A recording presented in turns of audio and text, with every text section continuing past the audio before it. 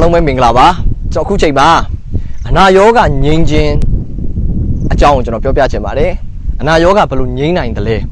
ကိုယ်တိုင်ရောအနာရောဂါဘယ်လိုငြိမ်းနိုင်တယ်လဲဒါမှမဟုတ်လေသူတစ်ပါးကိုအနာရောဂါငြိမ်းခြင်းဘယ်လိုလုပ်မလဲဆိုတဲ့အရာလေးကိုကျွန်တော်အနေငယ်ဝေငှပေးခြင်းနဲ့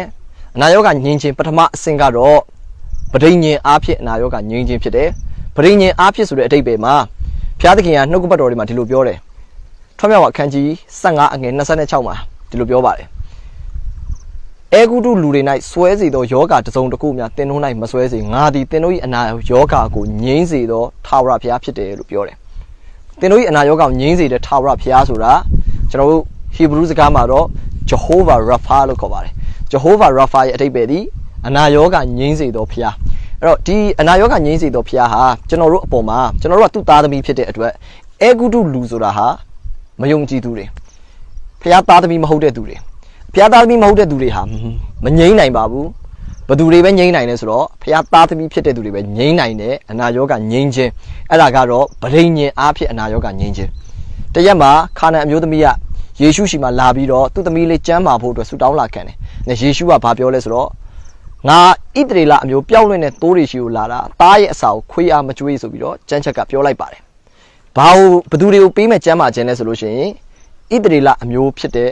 သူ့ရဲ့သားသမီးသူ့ရဲ့မျိုးနွယ်တွေအာဗြဟံရဲ့အမျိုးတွေကိုပေးမယ်ကျမ်းမာခြင်းပါကျွန်တော်တို့ကတော့အာဗြဟံအမျိုးမဟုတ်ပါဘူးကျွန်တော်တို့ကတော့ယေရှုခရစ်တော်နဲ့ဆက်ဆိုင်ရင်အာဗြဟံရဲ့အမျိုးနွယ်ပင်ဖြစ်၍ဂတိတော်အတိုင်းအမွေခံရမှာတည်တယ်လို့ပြောတဲ့အတွက်ကျွန်တော်တို့ကတော့နာယောဂငြိမ်းခြင်းခံစားရနိုင်ပါတယ်ဒါကြောင့်ကျွန်တော်တို့ကအာဗြဟံရဲ့အမျိုးနွယ်ကိုဘယ်သူအားဖြင့်ဖြစ်သွားလဲဆိုတော့ယေရှုအားဖြင့်ကျွန်တော်တို့ကအာဗြဟံအမျိုးဖြစ်သွားတယ်ဒါကြောင့်ကျွန်တော်တို့ကဘယ်ထဲရောက်သွားလဲဆိုတော့အာဗြဟံရဲ့ဗြိဉ္ဉ်ထဲကိုပြန်ရောက်သွားတယ်ဆိုအာဗြဟံဗြိဉ္ဉ်ထဲမှာရှိတဲ့သူတွေကဘာကိုရရှိနိုင်လဲဆိုရင်ဗရိညင်အားဖြင့်ကျမ်းမာခြင်းလို့ပြောတဲ့အနာယောဂငြိမ်းခြင်းကိုပိုင်ဆိုင်ရရှိနိုင်ပါတယ်ဒါကြောင့်ကျွန်တော်တို့ဒီကညီကိုမောင်တို့မများအားလုံးဗရိညင်အားဖြင့်ကျမ်းမာခြင်းဒီယုံကြည်သူအားလုံးနဲ့ဆိုင်ပါတယ်ယုံကြည်သူတိုင်းဟာကျမ်းမာရတဲ့အခွင့်ကိုဘုရားသခင်ပေးထားပါတယ်ကျမ်းမာမယ်လို့ယုံရင်ကျမ်းမာပါတယ်ကျွန်တော်တို့ရဲ့စိတ်နှလုံးဟာတိတ်အရေးကြီးတယ်စိတ်နှလုံးထဲမှာကျွန်တော်တို့ဟာနှုတ်ကပတ်တရားတော်မတွေ့တဲ့အတွက်ကျမ်းစာဒီလိုပြောတယ်တုတ်တန်ခန်းကြီး4အငယ်21 22 23မှာဒီလိုပြောတယ်အဲ့ဒါဘာလဲဆိုတော့ထိုတရားစကားကိုတွေ့တော်သူတို့ဒီတဲ့အသက်ရှင်ခြင်းနဲ့တကိုယ်လုံးကျမ်းမာခြင်းအကြောင်းတွေ့ရပြီတဲ့နော်ဒါကြောင့်နှုတ်ကပတ်တော်ကပြောတဲ့ဗဒိညင်အားဖြင့်ကျမ်းမာခြင်းဆိုတဲ့ကျမ်းမာခြင်းဟာငါ့အတွက်ဖြစ်တယ်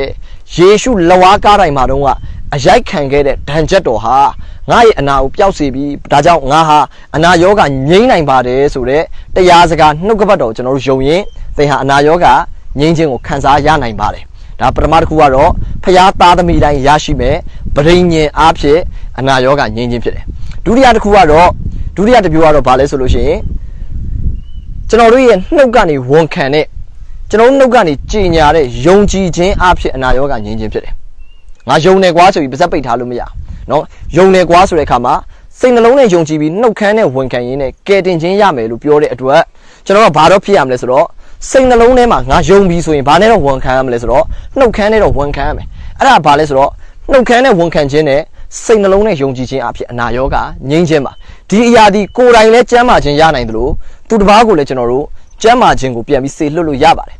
ယုံကြည်ခြင်းအဖြစ်ကျမ်းစာမှာယေရှုကဒီလိုပြောတဲ့တပည့်တော်တွေကိုငါဤနာမကိုအမိပြု၍မကျမ်းမာသောသူတို့အပေါ်မှာလက်ကိုတင်၍ချမ်းသာပေးကြလက်တံဒါဘသူတွေကိုမှာခဲ့တဲ့ဟာလေယုံကြည်သူတိုင်း၌ဖြစ်အပ်သောနမိတ်လက္ခဏာပါဒါကြောင့်ပထမတစ်မျိုးကတော့ဗရိညင်အားဖြင့်ကျမ်းမာခြင်းဒုတိယတစ်မျိုးကတော့ယုံကြည်ခြင်းအားဖြင့်ကျမ်းမာခြင်းပါအဲ့ဒီယုံကြည်ခြင်းထဲမှာကျွန်တော်နှုတ်ရှာပါးစပ်ကိုလည်းအသုံးပြုရပါတယ်။အဲဆိုကျမ်းစာဒီလိုပြောတဲ့ရှာဒီအသက်သေခြင်းနဲ့ရှင်ခြင်းကိုအစိုးရတယ်လို့ပြောတဲ့အတွက်ကျွန်တော်တို့ရဲ့ရှာကျွန်တော်တို့ရဲ့ဟောပြောချက်တွေကျွန်တော်တို့ရဲ့ဝေငှချက်တွေဟာ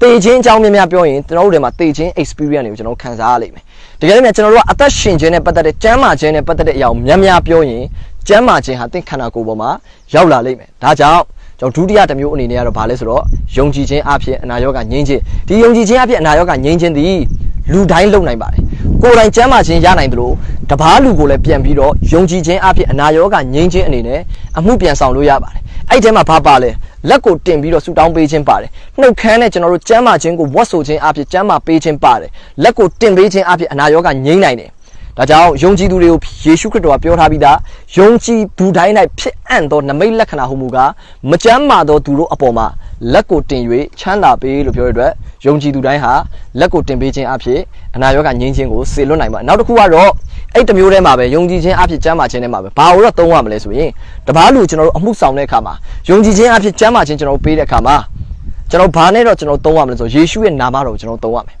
ဒါကြောင့်ကျမ်းမာခြင်းဒီယေရှုခရစ်တော်ရဲ့နာမတော်ကလာတာဖြစ်တဲ့အတွက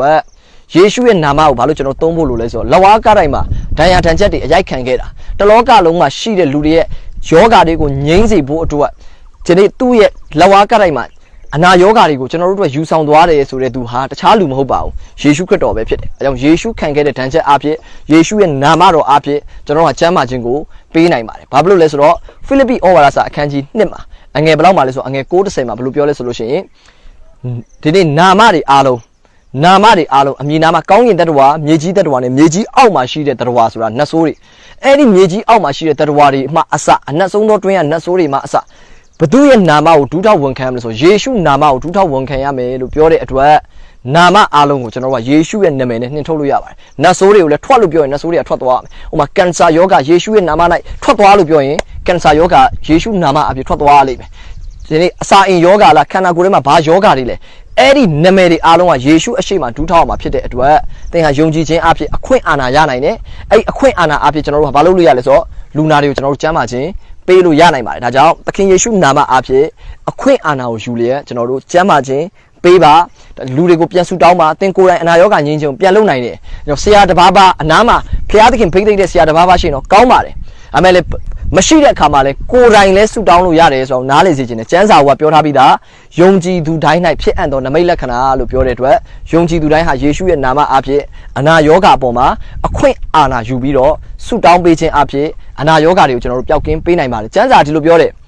ဆူတောင်းပါလို့မပြောဘူးယောဂတွေကိုဘယ်လိုပြောလဲဆိုတော့ heal the sick လို့ပြောတယ်မကျမ်းမာတော့သူတို့အချမ်းသာပေးလို့ပြောတယ် heal the sick pray the sick လို့မပြောဘဲနဲ့ heal the sick လို့ပြောတဲ့အတွက်ကျွန်တော်တို့ဟာလူနာတွေကိုကျမ်းမာခြင်းပေးပိုင်ရတဲ့အခွင့်ဘုရားသခင်ကကျွန်တော်တို့ထံမှာဝိညာဉ်တော်အားဖြင့်အနှင်းထားပါတယ်ဒါကြောင့်ယုံကြည်သူညီကိုမောင်နှမတွေမိမိပတ်ဝန်းကျင်အတိုင်းဝိုင်းနားမှာတကယ်လို့လူနာရှိရင်ကျွန်တော်တို့ဟာလေ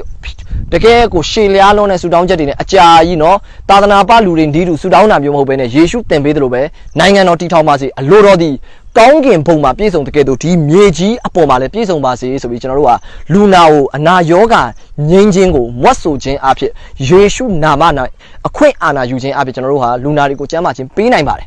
တတိယ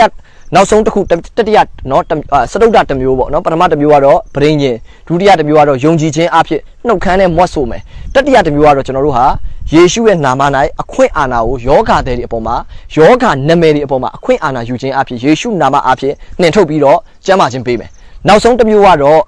လူတိုင်းမလုံနိုင်တဲ့အဆင့်ဖြစ်တယ်နောက်ဆုံးတစ်မျိုးကတော့နော်ရှေ့ရအရာကတော့လူတိုင်းလုံနိုင်တဲ့အဆင့်ယုံကြည်သူတိုင်းလုံနိုင်တဲ့အဆင့်နောက်ဆုံးတစ်ဆင့်ကတော့ဘာလဲဆိုတော့ဗိတ်သိက်ခြင်းအဖြစ်အနာရောဂါငြိမ်းခြင်းပါအဲ့ဒါကဘာမှပါလဲဆိုလို့ရှိရင်လုကာခန်းကြီး4အငယ်18-19မှာဒီလိုပြောတယ်ဖျားသခင်ဝိညာဉ်တော်သည်ငါအပေါ်၌တည်တော်မူ၏အကြောင်းမူကားဆင်းရဲသားတို့အားဝမ်းမြောက်စေအကြောင်းကြားပြောခြင်းက၎င်းဖန်သွားချုပ်ထားလျက်ရှိသောသူတို့အားလွတ်ခြင်းအကြောင်းကိုပြခြင်းက၎င်းမျက်စိကန်းသောသူတို့အားမျက်စိမြင်ပြန်ခြင်းအကြောင်းကိုပြခြင်းက၎င်းငါ့ကိုဗိတ်သိက်တယ်လို့ပြောတယ်အကြောင်းဗိတ်သိက်ခြင်းအဖြစ်မျက်စိကန်းတဲ့သူတွေကိုပြန်မြင်စေနိုင်တယ်လမ်းမလျှောက်တဲ့သူတွေကိုလမ်းလျှောက်စေနိုင်တယ်ဒီအရာတော့ special anointing ဖြစ်သွားပြီယုံကြည်သူတိုင်းနဲ့ဖြစ်အပ်တဲ့အရာတော့နှုတ်ခမ်းနဲ့ဝန်ခံမယ်ကြည်ညာမယ်ပျောက်စေလို့ပြောတဲ့အခါမှာယေရှုနာမအဖြစ်ယောဂါတွေထွက်သွားလို့ပြောတဲ့အခါမှာဒါယုံကြည်သူတိုင်းအသက်တာမှာဖြစ်နိုင်တဲ့အရာနောက်ဆုံးအဆင့်ကတော့ဗိတ်သိက်ခြင်းအဖြစ်ဒီအရာတော့ပုံမြင့်သွားပြီမတူတော့ဘူးယေရှုရဲ့ဝတ်လုံကယေရှုကဗိတ်သိက်ခံထားတာဖြစ်တဲ့အတွက်ယောဂါရှိတဲ့သူကယေရှုရဲ့ဘဝတော်ကိုကင်လိုက်တဲ့အခါမှာဘာဖြစ်သွားလဲသွေးသွန်တာဆွဲတဲ့အမျိုးသမီးကယောဂါငြိမ်းသွားတယ်ယေရှုကမြို့တစ်မြို့ရောက်တဲ့အခါမှာလဲလူနာတွေဟာယေရှုရှိတဲ့နေရာကိုသွားကြတယ်အဲ့ဒါယေရှုကသူတို့ကိုဘယ်သူမှဆုမတောင်းဘူးဒါပေမဲ့ယေရှုရဲ့ဘဝတော်ဝတ်လုံကိုပဲလူတွေကဝိုင်းတို့ကြတယ်ဝိုင်းထိကြတယ်ထိသမျှသောသူတွေဟာတဲ့အနာရောဂါပျောက်ကင်းတယ်လို့ပြောပါတယ်ဒါဟာဘာအားဖြစ်လဲဆိုတော့ဘုရားသခင်ရဲ့ဗိတ်သိက်ခြင်းအားဖြင့်အနာရောဂါငြိမ်းခြင်းဖြစ်ပါတယ်ဒီအမှုရာကိုတမန်တော်ခေတ်မှာတောက်လျှောက်တွေ့ရတယ်တမန်တော်ကြီးရှင်ပေတရုကမြို့တစ်မြို့မှာလမ်းလျှောက်လာတယ်တမန်တော်ဝိတ္ထုအခန်းကြီး9မှာပါပါတယ်လူတွေကဘာဖြစ်လဲအနာရောဂါတဲ့တွေနှဆိုးဆွဲတဲ့သူတွေကိုလူနာတွေကိုကျမ်းမာဖို့ဆိုပြီးတော့ပေတရုဖြတ်လာမဲ့လမ်းရဲ့ဘေးနားတွေမှာချထားကြတယ်ဒါပေမဲ့ပေတရုဖြတ်လျှောက်သွားတဲ့အခါမှာပေတရုအရေးလွှမ်းမိုးတဲ့လမ်းတောက်လျှောက်ကဘာဖြစ်သွားလဲဆိုလူနာတွေကကျမ်းမာကုန်ကြတယ်ပေတရုတို့စုလည်းမတောင်းပေးဘူးထိလည်းမထိဘူးယေရှုနာမ၌လည်းအမိန့်မပေးဘူးဒါကဘာအားဖြစ်ပျောက်ကင်းသွားလဲဆိုတော့တန်ရှင်းသောဝိညာဉ်တော်ရဲ့ဗိတ်သိက်ခြင်းအားဖြစ်ပါတယ်ဘေးတန်ရှင်းသောဝိညာဉ်တော်တကိုးအားဖြစ်ပဲဖြစ်ဖြစ်ဗိတ်သိက်ခြင်းအားဖြစ်ပဲဖြစ်ဖြစ်အနာရောဂါငြိမ်းတဲ့အခါမှာဘု து ဘုံထင်ရှားဖို့လဲဆိုတော့ယေရှုခရစ်တော်ရဲ့ဘုံတော်ထင်ရှားဖို့ဖြစ်ပါတယ်เนาะဒါကြောင့်ဒီလိုအတွေ့အကြုံမျိုးတွေကျွန်တော်တို့လည်းများစွာခံစားဖို့ပါတယ်လူတွေအ အဝတ်ကျွန်တော်တို့လူတွေရဲ့အဝတ်တွေပေါ်မှာဆူတောင်းပေးလိုက်တယ်အဲ့အဝတ်တွေကိုလူတွေကတဲ့ဝါပြီးတော့လူနာတွေပေါ်မှာတင်တဲ့အခါလေဖြတ်တဲ့သူတွေပေါ်မှာတင်တဲ့အခါလေဖြတ်တဲ့သူတွေကလမ်းပြန်လျှောက်တယ်စကားအားတဲ့သူတွေကပြန်ကောင်းတယ်နှလုံးယောဂတဲ့တွေကပြန်ကျန်းပါတယ်ကင်ဆာယောဂတွေကပျောက်ကင်းတယ်ဒါဘာနဲ့ပဲလဲဆိုတော့အဝတ်တွေအားဖြစ်ပဲပေါလုကိုယ်တိုင်လည်းတမန်တော်ဝိတ္ထုအခန်းကြီး16မှာအငယ်17 17မှာဘာလုပ်လဲဆိုလို့ရှိရင်ပေါလုလက်နေတဲ့ဘုရားသခင်ကအလွန်တရာထူးဆန်းတဲ့အမှုတွေကိုပြုတယ်ဒါရင်နာမကောက်ပေါလုဟာတဲ့မကြမ်းမာတော့သူတစုံတယောက်ရှိကိုတဲ့လက်ကင်ဘွားပေါလုသုံးတဲ့လက်ကင်ဘွားနဲ့ကပန်းကိုမကြမ်းမာတဲ့သူရှိကိုထည့်ပေးခြင်းအဖြစ်အဲ့ဒီမကြမ်းမာတဲ့သူတွေကတဲ့နတ်ဆိုးတွေလည်းထွက်ပြေးတယ်ယောဂါတွေလည်းငြိမ်းသွားကြတယ်ပေါလုသုံးတဲ့ကပန်းအဖြစ်ပဲเนาะဒါကြောင့်ကျွန်တော်တို့ဒီခေတ်မှာလဲဘုရားသခင်ဗိတ်သိက်တဲ့ဆရာကြီးတွေများစွာသုံးတဲ့เนาะပစ္စည်းတွေအသုံးဆောင်တွေကိုထိလိုက်တဲ့အချိန်မှာလူတွေကအဲ့ဒီသူတို့ရဲ့ဗိတ်သိက်ဟာစီးစင်းပြီးကူးဆက်သွားတာဖြစ်တဲ့အတွက်လူတွေကအနာရောဂါပျောက်ကင်းသွားတယ်တတ်မဲ့ရှိတဲ့တတ်မဲ့ဖြစ်တဲ့ပစ္စည်းတွေမှာပင်လေတန်ရှင်းသောဝိညာဉ်တော်ရဲ့ဗိတ်သိက်ဟာကူးဆက်သွားပြီးတော့လူတွေပျောက်ကင်းတာကိုကျမ်းစာအဖြစ်လည်းတွေ့ရတယ်ယနေ့ကာလမှာလည်းတွေ့ရတယ်လို့ကျွန်တော်တို့ရဲ့အသက်တာအမှုဆောင်ခြင်းမှာလည်းများစွာတွေ့ရပါတယ်ဒါကတော့ဘာနဲ့ဆိုင်လဲဆိုတော့ဗိတ်သိက်ခြင်းနဲ့အမှုတော်ဆောင်ခြင်းလို့ခေါ်ပါတယ်ဒါကြောင့်ကျမ်းစာဒီလိုပြောတယ်ယေရှုကဘာပြောလဲတမန်တော်ဝိတ္ထုအခန်းကြီး1အငယ်8မှာထိုသို့မရှိတော့လဲသင်တို့အပေါ်သို့တန်ရှင်းသောဝိညာဉ်တော်ဆင်းသက်သောအခါသင်တို့သည်တကိုးကိုခံရ၍ယေရုရှလင်မြို့မှစ၍ယူဒပြည်ရှမာရိပြည်မြေကြီးစွန်းတိုင်အောင်ငါ၏တတ်သိဖြစ်ကြလိမ့်မည်ဟုမိန့်တော်မူ၏တဲ့နော်ယေရှုကတန်ရှင်းသောဝိညာဉ်တော်ဆင်းသက်တဲ့အခါဘာခံရမလဲတကိုးခံရမယ်အဲ့ခါကျရင်ဘု து ဘုံပို့ထင်ရှားမလဲယေရှုဘုံပို့ထင်ရှားမယ်ယေရှုကိုယ်တိုင်လည်းအသက်30မှာဝိညာဉ်တော်ရဲ့ဗိတ်သိက်ကိုခံပြီးနောက်ပိုင်းပို့ပြီးတော့သူအမှုဆောင်ခြင်းမှာနမိတ်လက္ခဏာတွေပို့ဖြစ်လာတယ်နော်အထူးသဖြင့်နမိတ်လက္ခဏာဖြစ်ခြင်းဟာယေရှုကဗိတ်သိက်ခြင်းရပြီးနောက်ပိုင်းမှာနမိတ်လက္ခဏာဖြစ်တာကိုမြင်ရတယ်ကျွန်တော်တို့ဒီတမန်တော်ဝိတ္ထုအခန်းကြီး10အငယ်38မှာလည်းဒီလိုပြောတယ်နာဇရက်မြို့သားယေရှုကိုတဲ့တကိုးတော်အားဖြင့်၎င်းဝိညာဉ်တော်အားဖြင့်၎င်းဘာလုပ်လဲဆိုတော့ဗိတ်သိက်တယ်တဲ့အဲ့ဒီဗိတ်သိက်နဲ့ဘာဖြစ်လဲဆိုတော့နတ်ဆိုးဆွဲတဲ့သူတွေနဲ့မာနဲ့ညှဉ်းပန်းနှိပ်စက်ထားတဲ့အနာရောဂါရှိတဲ့သူတွေဟာတဲ့အဲ့ဒီဗိတ်သိက်ခြင်းအားဖြင့်တဲ့အဲ့ဒီလူနာတွေကကျမ်းမာသွားကြတယ်တဲ့ဘာကြောင့်လဲဆိုတော့ဗိတ်သိက်ခြင်းကြောင့်ဖြစ်တယ်အဲကြောင့်ဒီကညီကိုမောင်နှမတွေဒီ၄ဆက်ယောဂရှိတဲ့ကိုယ်တက်တာမှာတကယ်လို့ယောဂရှိရင်သင်ဟာပျောက်ချင်တဲ့ဆန္ဒပဲရှိဖို့လိုတယ်ပျောက်မယ်လို့ယုံဖို့ပဲလိုအပ်တယ်ပရိညင်အားဖြင့်ကျမ်းမာနိုင်တယ်နောက်တစ်ခုကတော့ရှာဟာအသက်သေခြင်းနဲ့ရှင်ခြင်းကိုအစိုးရတယ်ယုံကြည်ခြင်းရှိပါငါကျမ်းမာမယ်ဆိုပြီးတော့နှုတ်ခမ်းကနေမွတ်ဆိုပါငါကျမ်းမာပြီလို့မွတ်ဆိုပါယေရှုဒဏ်ချက်အဖြစ်ငါပျောက်ပြီငါဟာဗြိဉ္ဉ်ထဲမှာရှိတဲ့သူဆိုပြီးတော့ဒုတိယအဆင့်အနေနဲ့မွတ်ဆိုပါဝန်ခံပါသင်ဟာကျမ်းမာခြင်းကိုရရှိနိုင်တာဖြစ်ပါတယ်တတိယအဆင့်ကတော့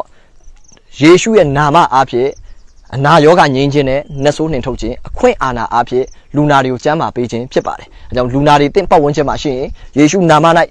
ယောဂါတွေထွက်သွားနော်ဖျားသခင်အနာရောဂါငြိမ်းခြင်းစုကျေးစုပေးထားတဲ့သူတွေဗိတ်သိက်ခြင်းရှိတဲ့ဆရာတွေရှိမှစုတောင်းခံပါအကယ်လို့အနာမှာမရှိရင်လည်းအကြာကြီးထိုင်မဆောင်ပါနဲ့တင့်ကိုဖျားသခင်ကယုံကြည်သူတိုင်းလိုက်ဖြစ်အပ်သောနမိတ်လက္ခဏာလို့ပြောတဲ့အတွက်သင်ဟာစုတောင်းပေးရင်လည်းယောဂါငြိမ်းခြင်းဖြစ်သွားနိုင်ပါတယ်ဒါကြောင့်မလို့လက်တွေ့လုပ်ပါ practice make perfect ဖြစ်တယ်လက်တွေ့လုပ်ရင်တော့များစွာမြင်လာရလိမ့်မယ်နော်နောက်ဆုံးတစ်ဆင့်ကတော့ကျွန်တော်တို့ဗိတ်သိက်ခြင်းအပြင်အနာရောဂါငြိမ်းခြင်းဖြစ်တယ်ဒီအရာကတော့တော့အထူးတလဲပင်လေကျွန်တော်တို့စုတောင်းစရာမလိုဘဲနဲ့ပင်ဗိတ်သိက်ခြင်းဟာဖျားသခင်ဒီလူကိုယောဂငြိမ်းဖို့အတွက်ခန့်အပ်ထားပြီးသားဖြစ်တဲ့အတွက်ယောဂငြိမ်းခြင်းစီးစင်းမှာဖြစ်တယ်နောက်ဆုံးဥပမာလေးတစ်ခုပေးပြီးကျွန်တော်အဆုံးသတ်ချင်တယ်အဲ့ဒါတော့တခါတုန်းက Smith Wigglesworth ဆိုဆရာကြီးကတရားဟောပွဲလုပ်တယ်သူတရားဟောပွဲမှာလူနာတွေကအများကြီးကျမ်းမာတော့နောက်ဆုံးအစိုးရဘာပြောလဲဆိုလို့ရှိရင်သူတို့နိုင်ငံမှာရှိတဲ့အစိုးရဒီတစ်ခါ Smith Wigglesworth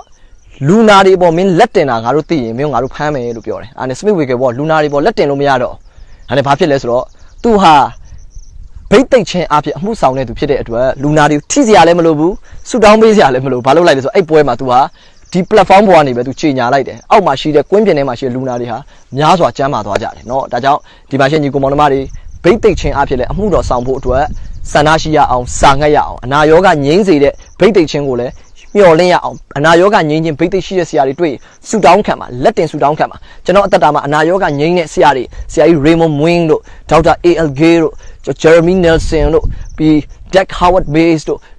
Jackson Senyoga တို့ကျွန်တော်များစွာတော့เนาะအာဖရိကတိုက်မှာရှိတဲ့သူတွေရောဟိုဥရောပမှာရောအမေရိကရောအာရှကရောအနာရောဂါငြိမ်းတဲ့ဆရာတွေများစွာရှိမှကျွန်တော်လက်တင်ဆူတောင်းခံပြီးနောက်ပိုင်းမှာကျွန်တော်အသက်တာမှာအနာရောဂါငြိမ်းခြင်းအရှိန်အဟုန်နဲ့ပင်တွေ့ခဲ့ရပါတယ်เนาะဒါကြောင့်နောက်လာမယ့်သင်ခန်းစာတွေမှာလည်းကျွန်တော်အနာရောဂါငြိမ်းခြင်းဘလို့အမှုဆောင်မလဲဆိုတဲ့ဟာတွေကိုအသေးစိတ်နောက်ပိုင်းတွေမှာလည်းကျွန်တော်ဝေငှခြင်းအဖြစ်အားလုံးကိုသင်ကြားသွားပေးပါမယ်ဒီနေ့ဒီနေရာမှာပဲကျွန်တော်နှုတ်ကပတ်တော်ညီကုန်းချုပ်ပါတယ်အရောက်တိုင်းကိုဖျားရှင်အထူးကောင်းချီးပေးပါစေ